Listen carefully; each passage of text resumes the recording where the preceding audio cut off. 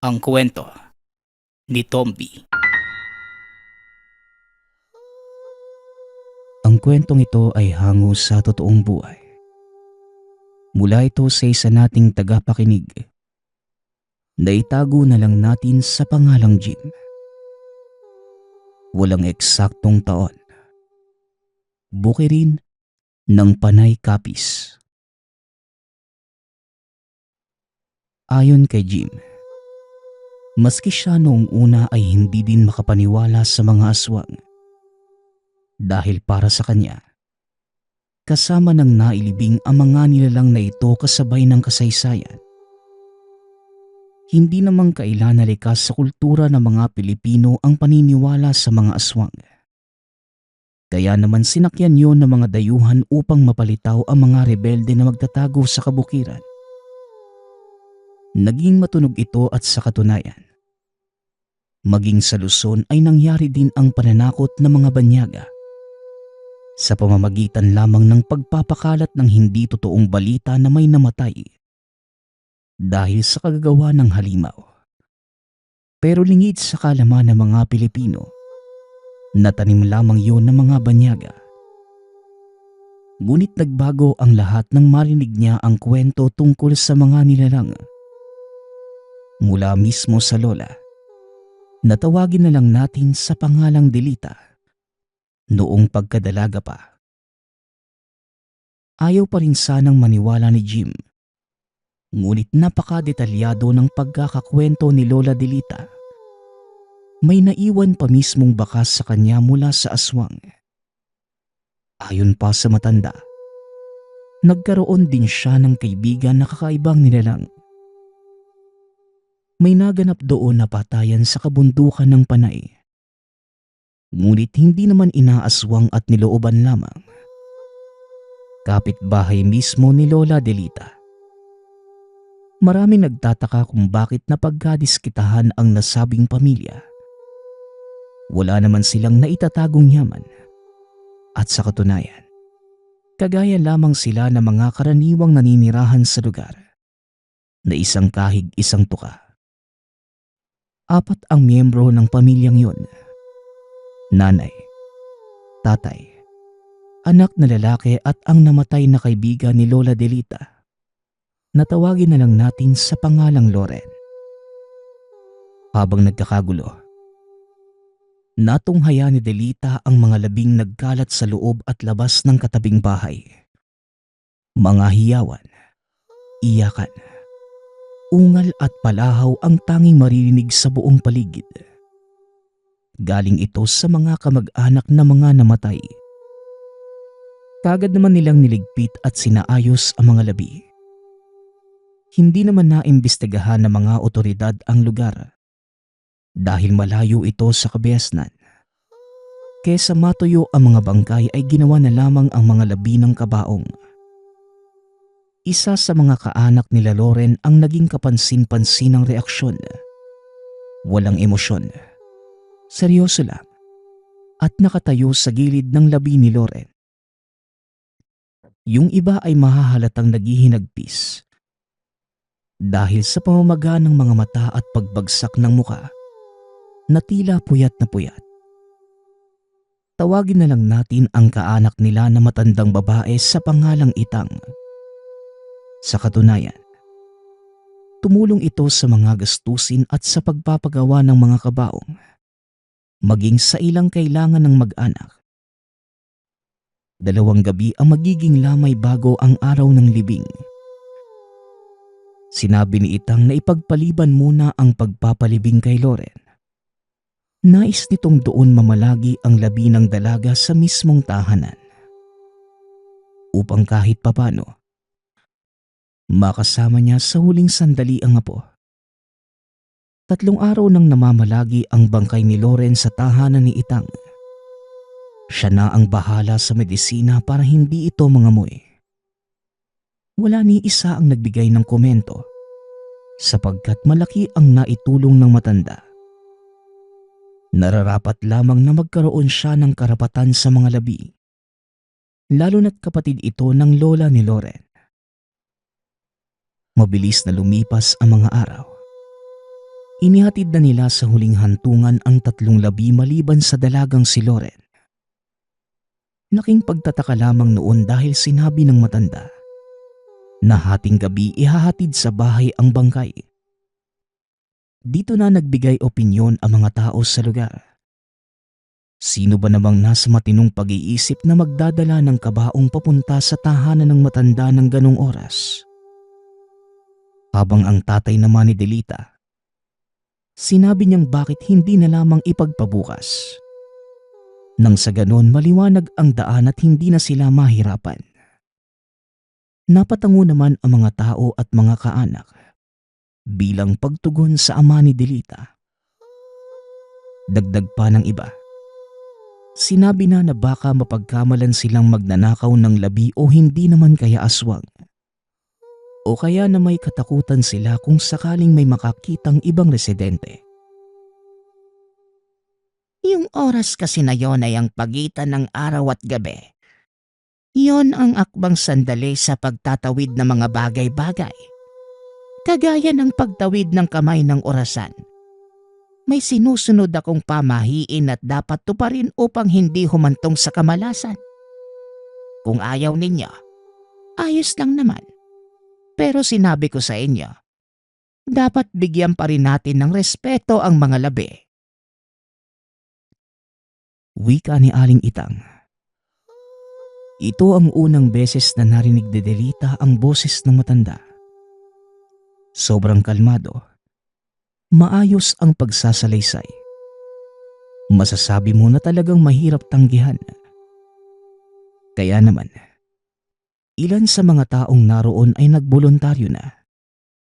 Ngunit mahahalata naman sa iba na negatibo pa rin ang kanilang reaksyon. Kasama ang tatay ni Delita sa nagboluntaryo bilang respeto sa mga namatay na kapitbahay. Nang marating ng grupo ng tatay ni Delita ang lugar, wala namang tao, pero bukas ang pinto. May hinandang espasyo para paglagyan ng kabaong. Iba ang aura ng paligid. Nakakatakot. Napakaraming iba't ibang nakakakilabot na santo ang nakalagay sa bawat sulok ng tahanan. Puro luma at meron pang tila hinalaw ang itsura sa demonyo. Nagantay sila hanggang mag-umaga kung sakaling dumating si Itang. Ngunit wala naman ito doon. Kaya naman napagpasyahan na lamang nilang umuwi. Habang si Delita naman, dahil kaibigan niya si Loren, bumisita din sa nasabing bahay ngunit sa pagkakataong yon, nakita niya si Itang at kagad namang binati ang dalaga. Niyaya ng matanda ang dalagang magkape. Ngunit tinanggihan ni Delita ang alok ni Itang. Nagtataka ang dalaga sapagkat nakasarado ang kabaong at may nakataling itim na tela. Telang nilagyan ng kung anong likido na may kakaibang baho. Nakakasulasok. Nanunuot ito sa ilong ni Delita at amoy ng nabubulok na laman. Isang palapag lamang ang bahay ni Itang. May isang silid at may sala na kulob ang amoy. Tila mga damit na binabad sa tubig at napanis. Walang katao-tao sa lugar maliban sa kanilang dalawa. Natanong pa ni Delita kung bakit nakasara ang kabaong. Kagad namang tumugon si Itang na hindi pa dumadating ang maglalagay ng medisina sa labi kaya nangamoy. Napapaisip noon si Delita kung bakit gano'n na lamang ang simpatya ni Itang sa labi ni Loren. Para bang may matinding obsesyon at kinakailangan pang paglamayan sa loob mismo ng tahanan. Ang masaklap, wala namang ibang tao roon. Habang nakaupo si Delita sa gilid ng pinto, nakatitig lamang siya kay Itang. Sinadya niyang pumosisyon malapit sa pinto para kahit papano ay maiwasan ang amoy doon sa loob. Habang si Itang naman, nakayuko at may hawak na bote na singlaki ng garapa. Kulay itim na hinahapuhap pa ng matanda. Nang sumapit ang tanghali, Napili ni Delita na magpaalam na uuwi muna at sinabing nagugutom na siya. Pero biglang nagsalita ang matanda. Nako, pasensya na't hindi na ako naghanda. Pamahiin ito na nakasanayan ko kapag may lamay. Pero kung gusto mo, may maluluto naman dyan sa kusina. Ikaw na ang mag-asikaso, iha ha. Huwag ka lamang umuwi at wala akong kasama. Wika ni Itang. Medyo nagdadalawang isip noon si Delita. Naninibago siya sa lugar at hindi ito sanay. Kasabay nun, nakaramdam din ng takot ang dalaga dahil yung mga tingin ni Itang sobrang lagkit na tila may kakaibang pahiwatig. Tinanggihan ni Delita ang alok ni Itang. Pero bigla na lamang sumimangot ang mukha ng matanda. Nakatingin sa kusina na tila naguhudyat kay Delita na sundin ang sinasabi. Bigyan mong respeto ang may bahay. Bigyan mo ng respeto ang lamay. Sigaw ng matanda. Napatayo ang balahibo ni Delita. Tumayo ang matanda habang nakaduro sa kanya at nanginginig ang mga daliri. Napilitan si Delitang sundin ang sinabi ng matanda. Pumunta siya sa kusina. Kinalaykay ang mga lagayang sinasabi ni Itang na maluluto. Pagkabukas niya sa isang bayong, napatakip ng ilong ang dalaga nang sumambulat sa kanya ang kakaibang karne. Manilaw-nilaw, malansa ang amoy at may likido na mukhang nana. Narinig niya ang sinabi ni Itang na yon ang lutuin. Ngunit ang pinagtataka ni Delita, paano nalaman ng matanda ang hawak niyang bayong? Nasa sala si Itang at hindi naman makikita ang kusina mula doon. Nawala ang gutom ni Delita. Bumalik ang dalaga sa sala at sinabing hindi na lang siya kakain. Sa halip, sasamahan na lamang si Itang pero uuwi na siya mamayang gabi. Kumikirot na ang tiyan ni Delita ng mga oras na yon. Ngunit tinitiis lang niya dahil sa sobrang takot sa matanda. Hanggang sa ilang minuto ang lumipas, lumabas ng bahay si Itang. Pumunta sa likod kung nasaan may kubo at pumasok sa loob. Ngunit bago isara ang pinto, sinilip pa nito si Delita ng kahina-hinala. Hinayaan lang naman yon ng dalaga. Hanggang sa nabagot si Delita dahil sa tagal hanggang sa inabot ng takip-silip. Pero hindi pa lumalabas doon sa kubo si Itang. Dito na nakaramdam ng inis si Delita at kagad na pinuntahan ng matanda. Kinatok niya ang pinto ngunit wala namang tumutugon. Mas lalo niya itong nilakasan hanggang sa nababanas at binuksan na ng tuluyan ang pintuan. Pumasok siya sa loob ngunit halos maihisa sa lawal si Delita sa bumungad sa kanya. Naroon si Loren. Nakatali ang leeg habang umiiyak. Hindi nakapagsalita si Delita nang makita ang dapat patay ng kaibigan. Ngunit sa pagkakataong yun, buhay na buhay ito at nasa mismong harapan. Suot-suot pa ni Loren ang bestidang puti sa lamay. Nakita mismo ni Delita na wala na ang mga pasa ni Loren sa kamay, maging sa ibang bahagi ng katawan. Tuyo na din ang mga sugat at laslas sa leeg na tila walang nangyari. Wala doon si Itang. Nilibot niya ang tingin sa lahat ng silid ng kubo, sa ilalim ng brandilya, katre at maging sa kisame na may lantay ng kawayan. Pero wala talaga si Itang maliban kay Loren. Binalot ng takot ang buong katawan ni Delita.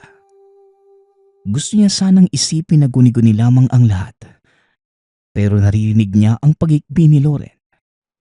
Sa katunayan, naaalog pa ang kubo sa tuwing gagalaw ang dalaga dahil sa pagkatali ng leeg nito sa haligi. Hanggang sa humarap si Loren. Buhay na buhay ang mga mata nito pero lumuluha ng dugo. Bumuka ang bibig at biglang nagpupumiglas na tila susunggaban si Delita. Nakagat sa kamay ang dalaga dahil iniharang niya ito. Mabuti na lamang ay kagad siyang nakatras. Sumampa sa dingding. Inilayo ang sarili para hindi maabot ni Loren. Pagtingin niya sa kamay, malalim ang sugat na natamo ni Delita. Habang ang bibig naman ni Loren, nagdudugo ito at nakausli ang matutulis ng ngipin. Loren, teka, huwag kang lumapit. Aray, aswang. Huwag kang lalapit pakiusap. Wika ni Delita.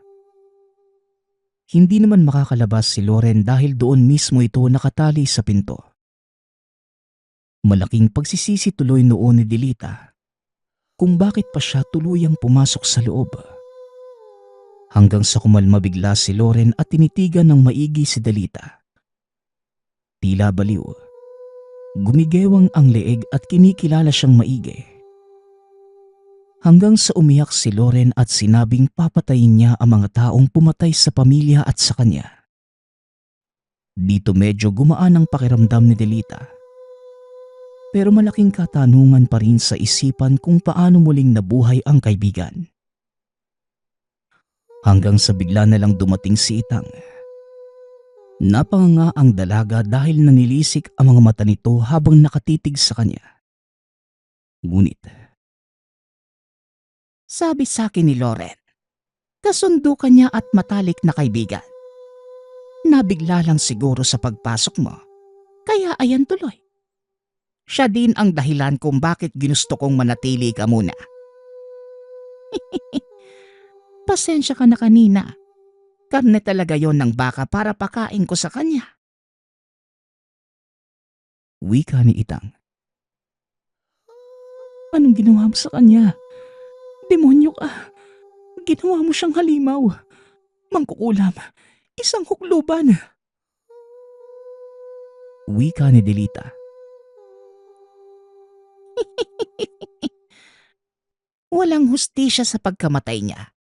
Bukod dyan, pinaboy ang katawan niya bago binawian ng buhay. Masasabi kong masakit din para sa akin ang nangyari. Siya lamang ang makakakilala sa mga salarin, iha. Nilipat ko sa kanya ang pagiging aswang ko ng mas maaga. Hindi magtatagal. Mamamatay na ako at ang katawan ko ay ipapalit sa kabaong niya para ilibing. Mabubuhay siya sa pagtatago ng katauhan gamit ang figura ko. Sa ngayon, amaranhig ang maaaring itawag sa kanya. Kahit kailan, walang buhay ang maaaring ibalik maliban na lang sa kapangyarihan ng amang may likha. O hindi naman kaya, sa demonyo. Wala na siyang kaluluwa, kaya isa na siyang amaranhig. Dagdag ni Itang. Napaupo si Delita sa papag. Hindi siya nakapagsalita maliban sa pagkatakot kasabay ng pagkabagabag. Matapos noon sinabihan siya ni Itang na pansamantala munang bantayan si Loren. Bukas, magiging maayos na ang kaibigan. Ngunit ang kapalit nito ay ang kanyang kamatayan. Umalis muli si Itang. Umiyak ito at sinabing hanggang sa huling sandali. Mahal na mahal niya ang apong si Loren. Dahil kalmado na ang kaibigan, minabuti niyang manatili kahit natatakot. Gabi ng mga oras na yon, bumalik si Itang at naghatid ng makakain para kay Loren at Delita. Pero umalis din kagad. Tinapay ang kay Delita, habang kay Loren naman ay hilaw na karne na kagad namang nilantaka ng kaibigan. Nag-usap sila ni Loren. Binanggit nito ang buong istorya tungkol sa pagkamatay ng buong pamilya. Kilala ni Loren ang mga yon. Isa doon ay manliligaw niya pero dahil lasing ang mga ito, tinanggihan ng tatay ni Loren. Kaso humantong sa alitan at meron pala silang dalang patalim. Huling pinatay ng mga kalalakihan si Loren. Salitan siyang ginahasa bago sinakal at namatay. Habang nagaganap ang pagpatay sa kanya, ninakawan din sila ng mga ito. Habang nagsasalita si Loren, narinig ni Delita ang boses ni Itang sa bahay kasabay ng pagkalampag ng kung anong bagay. Sigaw na tila nasaktan. Ngunit dahil hindi naman sigurado si Delita, pinabayaan niya lamang ito. Hanggang sa unti-unting nawawala yung boses ni Itang, kasabay ng biglaang pagwala ni Loren. Pumuti ang mga mata at sobrang lakas. Nagpapalit-palit ng figura si Loren. Nagmumukhang si Itang at bumabalik sa normal. Sa pagkakataong yun, alam na ni Delita na wala na si Itang. At dahil sa pagwawala, tuluyang naputol ang nakataling lubid sa leeg ni Loren. Akala pa noon Delita ay kakainin siya nito. Tinitigan siyang maigi ng kaibigan at pagkatapos, lumabas doon sa kubo. Sobrang bilis ni Loren. Napansin din ni Delita ang paghaba ng mga kamay ng kaibigan. Biglang umunat at matigas tignan. Hindi na lumabas si Delita sa kubo. Pinili niyang manatili hanggang umaga dahil sa takot. Nakatulog na lamang si Delita at nilagnat dahil sa sugat sa kamay at takot. Pagkagising ng umaga, kinaya naman ni Delitang igalaw ang katawan. Pagpunta niya sa bahay ni Itang, wala na doon ang kabaong. Nakita niya si Loren. Nakaupo sa gilid ng pinto papunta sa silid. Nakatulala lamang ito at tila malalim ang iniisip. Normal naman ang itsura pero halatang napakadumi ng kamay. Pinili niyang manahimik na lamang at sinenyas ng si Loren na uuwi na siya. Delita, huwag mong ipagsasabi ang mga nakita mo. Nga pala, nag-usap kami ni Itang. Pagkatapos niyang mamatay, kailangan niyang mailibing kagad. Hirap akong tanggapin ang sarili ko. Nabuhay ako sa masaklap na paraan, pero nabuhay naman ako na isang aswang. Sa oras na mabalitaan mo ang pagkamatay ng ilan sa mga kapitbahay sa lugar natin, isipin mo na lang na sila ang salarin sa pagkamatay ko. Maraming salamat, kaibigan. Wika ni Loren. Hindi na nagsalita pa si Delita. Kaagad itong umuwi at pagkarating sa tahanan, wala siyang pinagsabihan na kahit sino ng mga natunghayan. Maging sa mga magulang at kamag-anak. Sinarili lang yon ni Delita dahil sa takot na sa oras na sabihin niya ang mga nakita, maaaring siya ang patayin ni Loren. Hindi na niya muli pang nakita ang kaibigan. Pero paminsan-minsan, nakikita niya si Itang. Alam niyang ito si Loren na nagpapanggap lamang.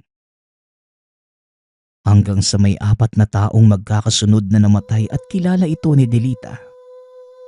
Masaklap ang sinapit ng mga yun. Tila karneng nagkawatak-watak. Putol ang ulo. Bukas ang dibdib at ang iba ay naputulan ng ari. Walang kaalam-alam ang karamihan noon na si Loren ang pumapatay sa lugar. At kailanman, hindi na nalimutan ni Delita ang nangyari.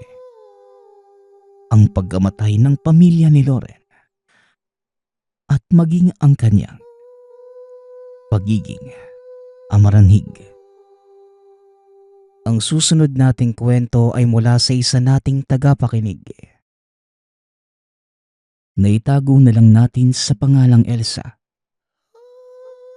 Taong 1992. Probinsya ng Romblon. Lumaki si Elsa sa mahirap na pamilya. Kumbaga isang kahig, isang tuka ang kanilang pamumuhay. Nag-iisa lamang siyang itinataguyod ng inang si Jackie at umaasa lang din ito sa tulong ng kuya niyang albularyo. Nang dahil sa kinagis ng buhay, nangarap si Elsa na makaahon sa hirap at magkaroon ng magandang buhay Kapag ako nasa tamang edad na, hahanap ako ng lalaking mayaman, yung mag-aalis sa akin sa impyernong buhay na to. Wika ni Elsa sa sarili. Nagulat naman si Nanay Jackie sa sinabi ng anak. Kaya naman kagad niya itong pinagsabihan. Hoy anak, alam ko naman na mahirap tayo. Pero wag mo naman sabihin ng mga katagang yan. Magpasalamat ka na nga lang sa Diyos dahil hindi niya tayo pinapabayaan. Una ni Nanay Jackie. Napabuntong hininga naman si Elsa sa sinabi ng ina at napailing na lamang. Bakit po, Nay? Hindi ka ba nahihirapan sa buhay natin?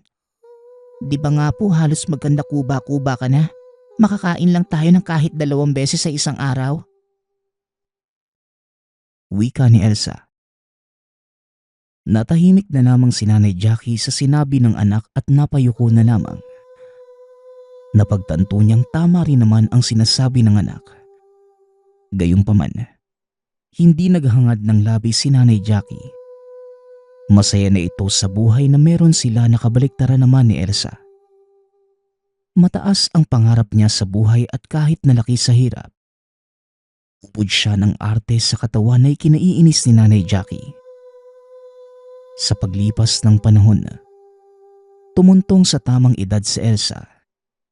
At kahit na sinasabihan ito ng ina na magpatuloy sa pag-aaral, ngunit hindi niya ito sinunod. Sa halip naghanap ito ng lalaking makakarelasyon niya. Dito nakilala ng dalaga ang kauna-unahang nobyo nito na tawagin na lang natin sa pangalang Ronald. Matanda ng 5 taon kay Elsa. Gayunpaman, walang pakialam ang dalaga kung ano pa ang edad ng nobyo dahil mayaman ito.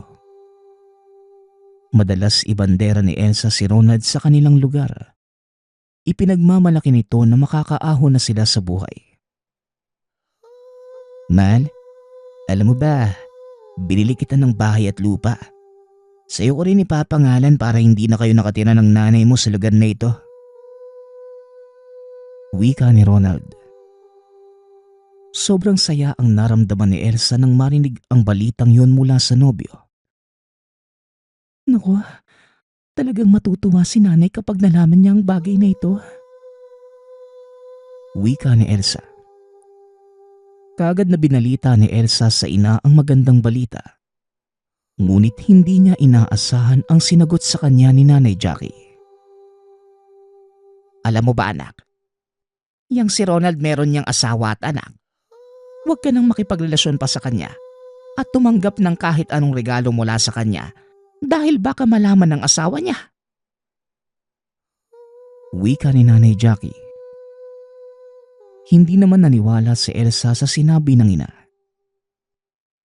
Alam mo Nay, hindi kita maintindihan. Tayo na nga itong aahon sa hirap kung ano-ano pa rin yung sinasabi ninyo. Tugon ni Elsa. Kung makakasira ka lang din naman ng pamilya, nang dahil dyan sa ambisyon mo, mas gugustuhin ko pang manatili tayong mahirap. Muling wika ni Nanay Jackie. Nasampal pa nito ang anak dahil sa galit. Ayaw na ayaw niya sa manluloko dahil naranasan niya yun sa kanyang mga magulang. Di ikaw Nay, manatili ka sa bulok na lugar na to. Bahala ka dyan sa buhay mo. Wika ni Elsa. Matapos sabihin ang salitang yon, galit itong umalis sa bahay at nagpunta sa biniling bahay sa kanya ni Ronald. Nung una naging masaya si Elsa sa piling nito. Ngunit kalaunan, madalas na itong hindi umuwi at palaging mag-isa sa malaking bahay si Elsa. Habang tumatagal, nakakaramdam ng lungkot ang dalaga at madalas nitong maalala ang ina. Isang araw, nagpunta sa bayan si Elsa upang mamili ng mga pagkain nang makita nito si Ronald. May kasama itong babaeng may anak. Doon napagtanto ni Elsa na tama ang sinabi ng ina. Kinausap pa ni Elsa ang kasintahan. Inamin naman ito na totoo ang nakita ni Elsa. Labis na nasaktan ang dalaga sa nangyari pero mas pinili nitong itigil na ang relasyon nila ni Ronald. Ibinenta ni Elsa ang bahay na binigay sa kanya nito. Bumalik sa tahanan ng ina. Kaagad na humingi ng tawad ang dalaga kay Nanay Jackie. At bilang ina, hindi naman niya natiis ang anak. Ayos lang yan, anak. Lahat naman ng tao nadadapa at nagkakamali. Ang mahalaga, natuto ka na sa iyong kamalian. Wika ni Nanay Jackie. Nagyakapan pa ang mag-ina at nagsimula ng bagong buhay si Elsa. Nagsimula ito ng negosyo at nagtayo ng karinderya. Katuwang niya ang ina at naging malaguyon at mabenta dahil masarap magluto si Nanay Jackie. Sa paglipas ng taon, maraming nakilala si Elsa ng mga lalaki. Ang iba'y nanligaw sa kanya ngunit tinatanggihan niya. Hanggang sa nakilala nito si Ben, isang magsasaka sa kanilang probinsya. Nakilala ito ni Elsa dahil suki nila ito. Nanligaw si Ben sa dalaga at kalaunay sinagot naman ito ni Elsa. Gayunpaman, hindi rin nagtagal ang dalawa dahil nalaman ni Elsa na may pamilya na itong iniwan sa dating tahanan. Marami pang dumaan sa buhay ni Elsa. Ngunit palagi lamang nauuwi sa hiwalayan ang lahat dahil may mga karelasyon na ang mga ito. Gayunpaman, kahit paulit-ulit na niloloko, patuloy pa din siya. Hanggang sa nakilala niya ang negosyanteng si William, isang lalaking dayuhan sa lugar.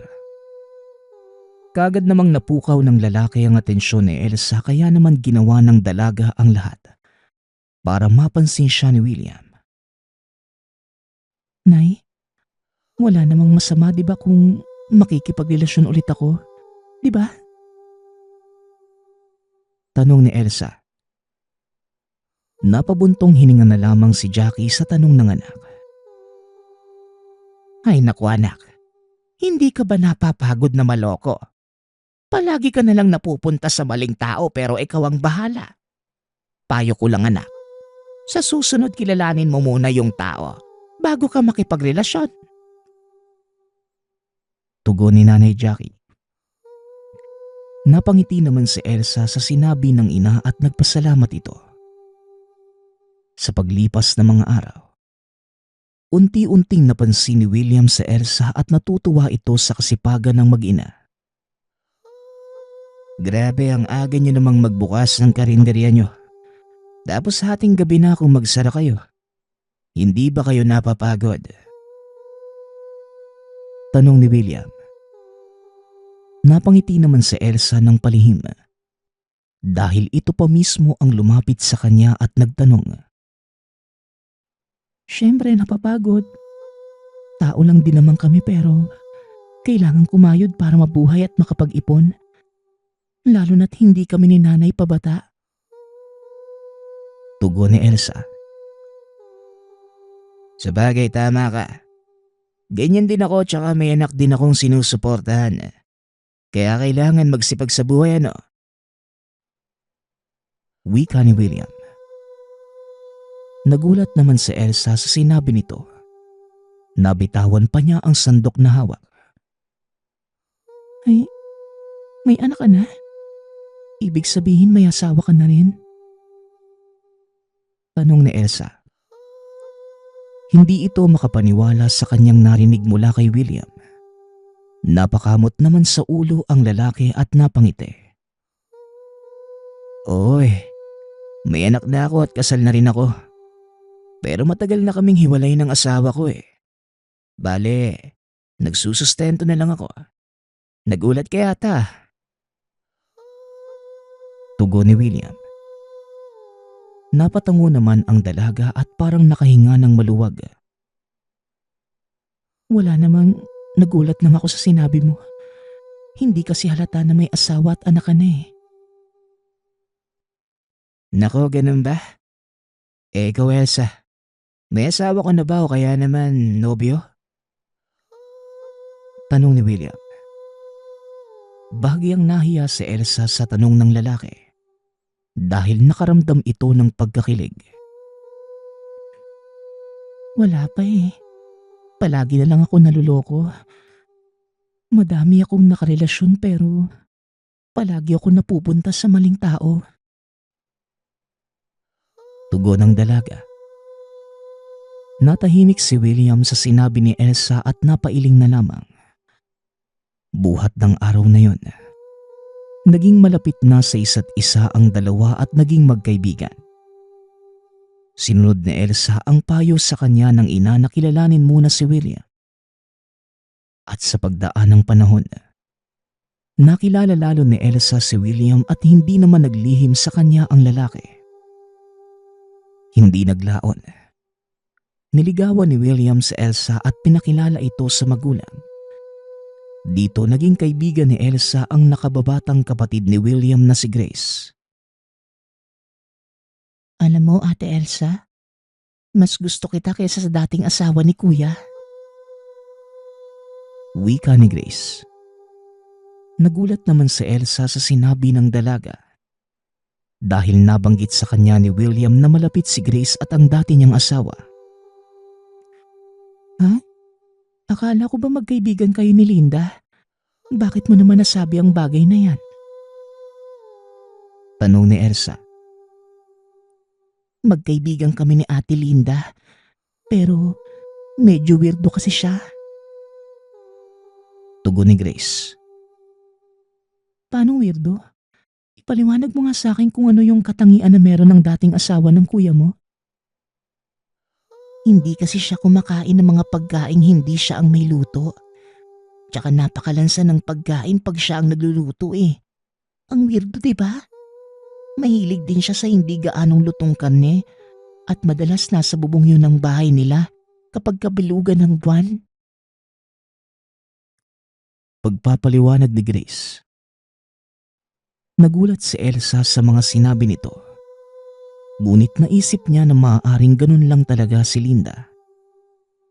Sa pagdaan ng mga araw, mas nakilala ni Elsa si Linda dahil sa kwento ng mga kaanak ni William. Nalaman din ni Elsa na hindi binabantayan ni Linda ang kanilang anak dahil nasa poder ito ng ina at hiwalay ang bahay ng babae. Nang dahil sa mga nalaman, alam ni Elsa na higit na mas magugustuhan siya ni William at magulang nito kumpara kay Linda. Sa paglipas ng mga araw, nagpasya ang mga magulang ni William na tumira sa iisang bahay ang dalawa. Ngunit bago mangyari yon, gusto ko po munang makausap si nanay bago magpasya. Siya lang po ang may iwan sa bahay kapag umalis na ako eh. Pinapatakbo din po namin ang karinderya. Kung titira ako dito, wala nang katuwang si nanay. Wika ni Elsa. Bakit hindi mo na lang isama dito ang mama mo, Ate Elsa? Tapos kumuha kayo ng mga tauhan para may katuwang kayo sa negosyo ninyo. Hindi ba, kuya? Tugon ni Grace. Wag muna. Hayaan natin si Elsa na kausapin ang nanay niya. Nirerespeto ko kung ano man ang desisyon nila. Wika ni William. Labis na nagpasalamat sa Elsa sa sinabi ng asawa. Kaagad naman niyang kinausap ang ina. Ayos lang naman sa akin, anak, na magsama na kayo ni William. Mabait naman ang pamilya niya at ganun din siya. Hindi ako tutol sa relasyon ninyo. Kaya wag mo na akong isipin, anak. Basta wag mo lamang pababayaan ang sarili mo. Wika ni Nanay Jackie. Kung sumama ka na lang kaya sa akin, Nay. Hindi ako mapapanatag kapag mag-isa ka lang dito eh. Tugon ni Elsa. Uuwi rin naman dito ang kuya mo, kaya may makakasama ko. Mas mabuting kayo lang na magiging asawa mo sa bahay para mas makilala nyo ang isa't isa. Palagi mong tatandaan, kapag may problema ka, lapitan mo lamang ako. Muling wika ni Nanay Jackie. Napangiti si Elsa sa sinabi ng ina at niyakap niya ito. Salamat na ya. Palagi mo kong inuunawa. Dadalaw na lang po ako dito at magsabi ka rin kapag may kailangan ka ha. Wika ni Elsa. Tumango naman si Nanay Jackie at tinulungan pa niya ang anak na mag-impake ng mga gamit. Ilang sandali ang lumipas. Dumating ang kuya niyang albularyo na si Datu. Aba, aalis ka na pala. Mag-iingat ka. Magsabi ka sa amin ni nanay kapag may problema. Wika ni Datu. Salamat kuya ha. Kayo rin nanay. Mag-iingat po kayo dito. Dadalaw-dalaw na lang po ko ha. Tugon ni Elsa. Matapos magpaalam at mag-impake, sinundo ni William ang kasintahan at umalis na ang mga ito. Habang nasa biyahe, naluha si Elsa dahil hindi naman siya gaya ng dati na walang pakialam sa ina. Uy Elsa, gusto mo na bang bumalik? Hindi naman kailangan magmadali. Wika ni William. Hindi na. Naiyak lang ako dahil malayo din ang bahay nating kay nanay. Parang hindi na kasi ako sanay na malayo sa kanya. Tugon ni Elsa. Hinawakan ni William ang kamay ng kasintahan at kumalma naman si Elsa. Matapos ang mahaba-habang biyahe, nakarating na sa tahanan ang dalawa. Bahay dapat namin ito ni Linda eh. Pero wala. Nag-iwalay kami. Kaya naman tayo na ang titira dito ha. Dito natin bubuuin yung magiging pamilya natin. Wika ni William. Labis ang sayang naramdaman ni Elsa dahil hindi niya sukat akalaing matutupad pa ang pangarap. Sa dami ng kanyang naging karelasyon at niloko lang siya.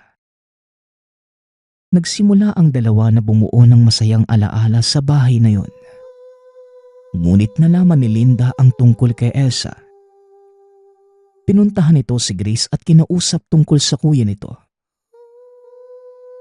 At saan naman sila nakatira? Hindi ba't kasal pa kami ng kuya mo? Ang lakas din naman ng loob niya na mag-asawa. Wika ni Linda. Pero Ate Linda, matagal na po kayong hiwalay ni kuya. Hindi mo pa rin ba matanggap yun? Ikaw din naman ang may kasalanan kung bakit kayo naghiwalay. Ikaw ang unang nagloko. Tugon ni Grace. Pero wala kayong patunay. Kasal pa rin kami ni William kaya naman pwede ko pa silang kasuhan. Kaya sabihin mo sa akin kung saan sila nakatira. Banta ni Linda. Wala nang nagawa pa si Grace kundi ang sabihin kay Linda ang tahanan ng dalawa. Kagad itong subugod sa bahay nila Elsa. Wala namang kaalam-alam ang dalawa. Mahimbing na natutulog si Elsa at William nang bigla na lang dumating si Linda. Meron itong sariling susi ng tahanan dahil sila ni William ang bumili nun. Kaya naman kagad itong nakapasok sa loob. Dali-daling kumuha ito ng malamig na tubig at binuhos sa mag-asawa. Napatayo naman si Elsa at nagtatakang napatingin sa babae. Teka, sino ka? At paano ka nakapasok dito sa bahay namin ng asawa ko? Tanong ni Elsa habang pinupunasan ang muka. Asawa? Alam mo bang ako ang orihinal na asawa ni William? Ang kapal ng mukha niyong magsama dito pa talaga sa pamamahay namin. Wika ni Linda. Sinampal nito ng 2 beses si Elsa at nagising naman si William sa lakas ng bunganga ng dalawa. Kagad nitong hinatak palayo si Linda at pinalabas. Hoy, hindi na kita asawa dahil unang-una sa lahat. Ikaw ang nagloko. Kaya wala kang karapatan na saktan si Elsa. Sigaw ni William. Sinampal naman ni Linda si William at sa puntong yun, hindi na nakapagpigil pa si Elsa. Kagad niyang sinampal ng 4 na beses si Linda dahilan para matahimik ito. Ikaw ang makapalang muka. Matagal na kayong taos na William. At sa papel na lang kayo mag-asawa. Wika ni Elsa. Aba, matapang ka. Hindi mo ko kilala. Kaya wag mo kong kinakalaban at baka hindi mo magustuhan ang gagawin ko sa'yo. Banta ni Linda. Akmang sasampalin itong muli si Elsa. Nahawakan niyo ng babae at tinulak siya. Hindi ako natatakot sa banta mo. Ilang katulad mo na ang nakaharap ko. Kaya naman wala na akong kinakatakutan. Wika ni Elsa. Sa inis ni Linda, umalis na lamang ito at kagad namang kinamusta ni William ang asawa. Pasensya ka na kung hindi ko pa napapalitan ng pintuan, ha? Huwag kang mag-alala. Ipapagawa ko na rin yan para hindi na makapasok pa si Linda dito sa bahay. Wika ni William. Ayos lang. Naiintindihan ko naman siya. Hindi rin naman natin inaasahan ang pagdating niya. Tugon ni Elsa. Bilib nga ako sa iyo eh. Napakatapang mo. Si Grace kasi kahit maldita yun, diklop kay Linda eh. Hindi ko akalain na sasampalin mo siya. Wala kasi sa itsura mo yung pagiging palaban eh. Para kasing anghel yung mukha mo. Wika ni William. Ay sus, binawala mo pa talaga ako. Sige na, palitan mo na yung sapin at basang-basa na. Wika ni Elsa. Matapos ang pangyayaring yun, hindi naman nananggulo pa si Linda sa dalawa. Ngunit buhat ng araw na yun, nagsimula na ang kakaibang mga nararamdaman ni Elsa. Isang gabi habang mahimbing itong natutulog, mag-isa lamang ito sa tahanan dahil pumasok sa trabaho ang asawa. Bigla siyang nakarinig ng kung anong ingay mula sa kusina. Kagad namang tumayo si Elsa at inakala nitong naroon na si William. Ngunit wala namang katao-tao doon. Bumalik na lamang sa kwarto si Elsa at muling natulog. Ngunit wala pang ilang minuto ang lumipas. Naramdaman ng babae na para bang may nakadagan sa kanya at sinasakal siya dahilan para mahirapan sa paghinga. Nang imulat ni Elsa ang mga mata, nakita niya si Linda. Nanlilisik ang mga mata. Mabalahibo ang katawan at matulis ang kuko. Paulit-ulit na sinasabing mamatay na si Elsa. Ngunit ilang sandali pa ang lumipas. Napabangon ito at nakita si William na nag-aalalang nakatingin sa kanya. Mahal, anong nangyayari sa'yo? Kanina pa kita ginigising pero sinasakal mo lang ako at tinutulak. Wika ni William. Nagulat si Elsa at napaiyak na lamang ito. Mahal, binabangungot ako. Nakita ko si Lindang galit na galit sa akin. Sinasakal niya ako para mamatay. Pagpapaliwanag ni Elsa.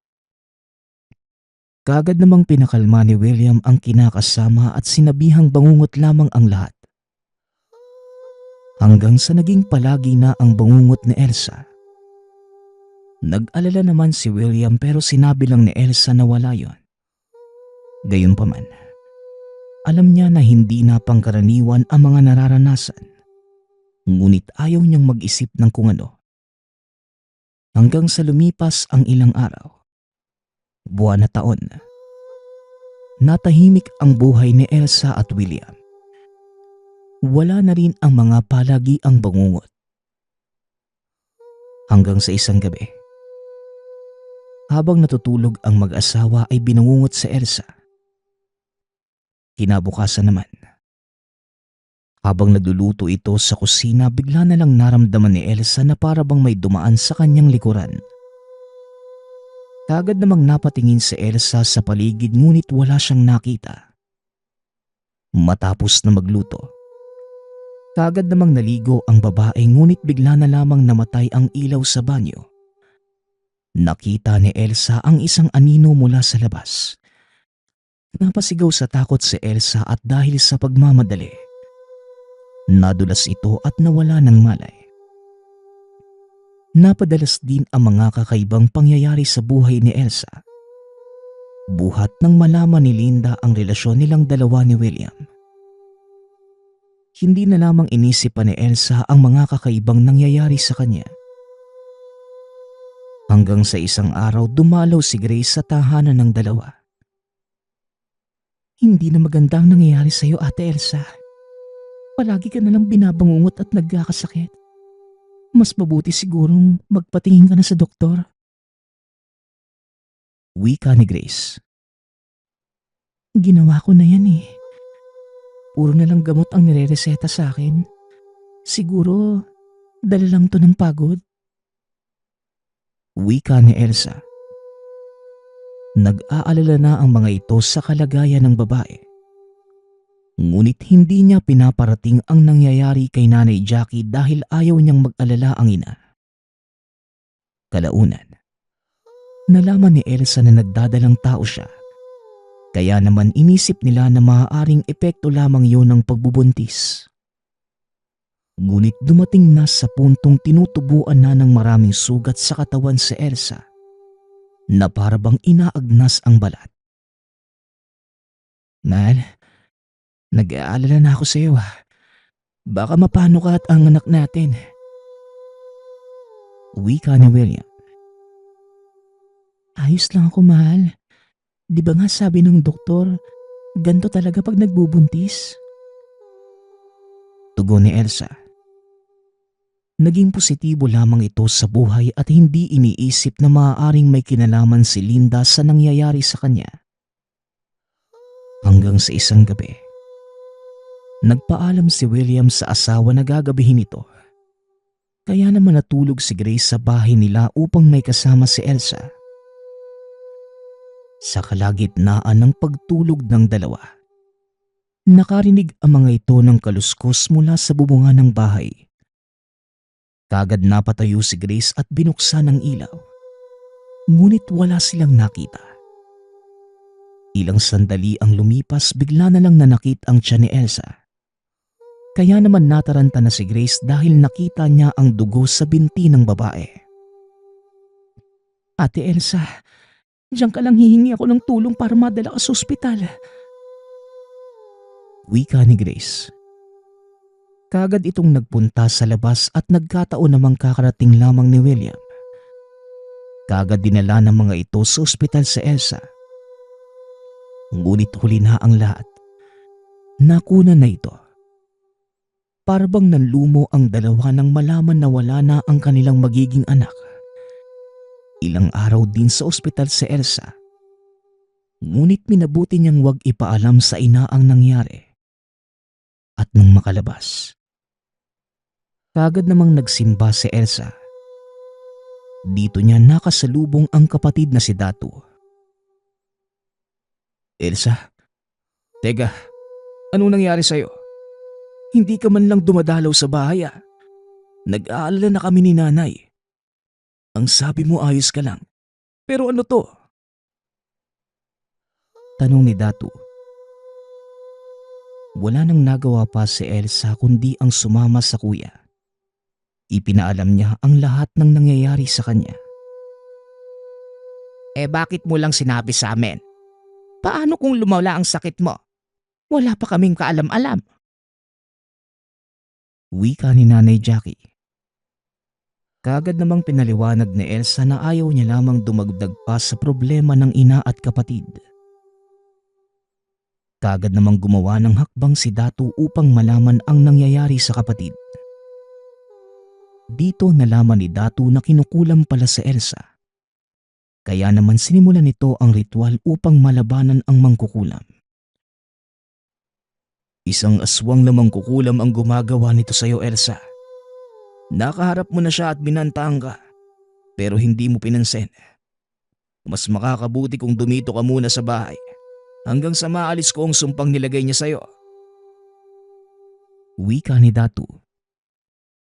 Hindi man sinabi ng kuya kung sino ang gumawa nung kay Elsa. Kilala niya ito.